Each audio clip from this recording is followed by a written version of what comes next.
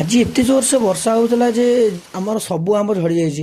ଆମର ପୁରା anti mummy ବଡ଼ ମମି ସମସ୍ତେ ଯେହେତୁ ଥିଲେ ଏତେ ସାରା ଆମ୍ବ ସବୁ ବାରି ସାରା ପଡ଼ିଥିଲା। ଆଉ କ'ଣ କରିବେ ବାଧ୍ୟ ହେଇକି ତାକୁ ଗୋଟେଇବାକୁ ପଡ଼ିଲା। ଗଛ ସାରା ଗୋଟେ ବି ଆମ୍ବ ନାହିଁ, ବାଧ୍ୟ ହେଇକି ସବୁ ଆମ୍ବ ଗୋଟେଇବାକୁ ପଡ଼ିଲା। ଦେନ୍ ଏପଟେ ଆମର ସମସ୍ତେ ଲାଗି ପଡ଼ିଛନ୍ତି ଆମ୍ବ ଗୋଟେଇବାରେ, ଦେଖିପାରୁଥିବେ। ଏପଟେ ଆମର ପିଇସି ନାନୀ ବି ଲାଗିଛନ୍ତି। ଏତେ ଆମ୍ବ ମାନେ ଆମ ଗଛରେ ହେଇଥିଲା, ବିଶ୍ୱାସ କରିବେନି ପୁରା ସବୁ ଆମ୍ବ ଝଡ଼ିବେ। ଆମର ଗଛ ସାରା ଏତେ ଆମ୍ବ ହେଇଥିଲା ଯେ 90% ଆମ୍ବ ପୁରା ଝଡ଼ି ଯାଇଛି। ଦେଖୁନାହାନ୍ତି ଏପଟେ ଆମର ଇଙ୍ଗିତ ହେବେ ଜେଜେ, ସେ ଗୋଟେ ଆମ୍ବ ଆମ୍ବ ଆମ୍ବ ଡାକିଛନ୍ତି। ଦେନ୍ ମୁଁ ପଳେଇ ଆସିଥିଲି। ଆମର ଯେହେତୁ ଗୋଟେ କଦଳୀ ଗଛଟା ଶୋଇପଡ଼ିଥିଲା, ମମି ଡାକିଲେ ପୁଅ ଆସିକି ଟିକେ ଠେସ ଦେଇଦିଅ ବୋଲି। ମୁଁ ଦେନ୍ ଏପଟେ ଠେସ ଦେଇଦେଲି।